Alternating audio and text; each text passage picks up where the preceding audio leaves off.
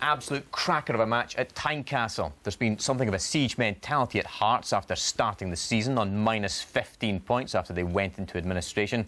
Just about everybody's favourites for relegation, but Gary Lock's team of kids have set about proving everybody wrong. They faced a big test with the visit of an Aberdeen side expected to do well this season and keen to bounce back after that 2-0 home defeat to Celtic. It would be combustible, to say the least, at Tynecastle, and there for us was Liam McLeod. The Hearts manager Gary Lock preferring Billy King in midfield to David Smith from the team that drew at Firhill.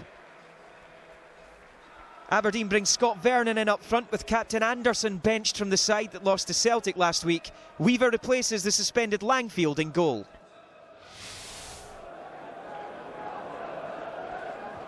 Reynolds with a header. And that's going to come through to Scott Vernon. He's in behind Mackay, but he can't finish. In for his first start of the season, Vernon. The expense of Calvin Zola, who's on the bench. And he fluffed it. Aberdeen haven't even scored at Tynecastle in 3.5 years. And since a 3-0 victory here in January 2010, it is not a happy hunting ground for them. This is Jamie Walker! And Hearts in front! And you have to say against the run of play, because Aberdeen have had the vast majority of possession. But this is already becoming classic Jamie Walker, cutting in from the left-hand side, and that's a great finish. Jamie Walker with the only goal of the game so far, scored the equaliser against Partick Thistle as Scott Vernon goes through again! And again he misses! Well, how many chances does he want? There was a time he used to gobble these up. Aberdeen continuing to have the majority of the possession. Pollitt, Jack, and now Zola. Well, the referee's pointed to the spot. It is a penalty for Aberdeen, and Kevin McHatty's in trouble. Professional foul by the looks of things, and Alan Muir sends the Hearts left back off. Well, he certainly gets the ball, McHatty. He had a lot of Zola as well, though. Niall McGinn against McDonald, and it is 1-1. 3 out of 3 penalties for Niall McGinn in the season, having scored twice from the spot against Motherwell. Pollitt, Aberdeen with a numerical advantage now. Pollitt goes down. It's a yellow for diving. Is his reputation preceding him? This looked like a penalty. Walker took him right out of the game. Hamill, Holt, Hamill, Holt, Patterson and Hamill. Hearts' best move of the second half, if not the match. Really good play from the young side, and it was the experienced campaigner Hamill who put it past. Wild. Good ball by the Aberdeen sub, it's McGinn. Well, Derry McInnes senses the opportunity of picking up all 3 points. He's almost got 4 up front here. Wild one of them, McGinn another. He is going for it. It's a couple of minutes of normal time to go. Ball in from Tappins, missed by Weaver! And headed in by Jordan McGee!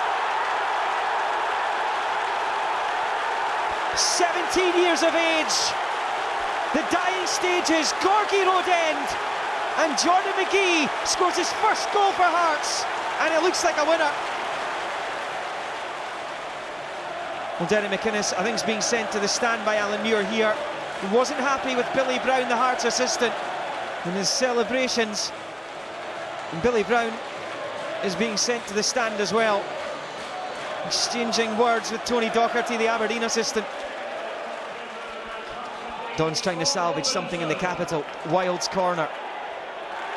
Away by Wilson. They'll come again here, Aberdeen. All hands to the pump for Hearts right now. McGinn. McGuinness! And Jamie McDonald saves. It was straight at him, but the goalkeeper still has to make the save. Deep into stoppage time. McGinn. Good play. Zola goes down. The challenge was from Callum Patterson. It's another shake of the head though from Alan Muir. The Dons fans raging. Our target was to try and get to 0 points as quickly as we can. We're now down to -8, which is great after 4 games. But we've got to keep our feet on the ground. We're still a million miles away from where we want to be. It's a game we should have won. There's no question of that. And at the very least, we should be mourning the fact that we have been wasteful, and at least go back up to Aberdeen with a point. Well, certainly wasn't a game lacking in incident, you can certainly say that. Danny Wilson was in fact sent off for abusive language at the end, but what a result for Hearts. If it hadn't been for the points deduction, they would actually be joint second in the table, which is pretty incredible. And Peter, what a moment for 17-year-old Jordan McGee as well. He could never have dreamed of a better match here.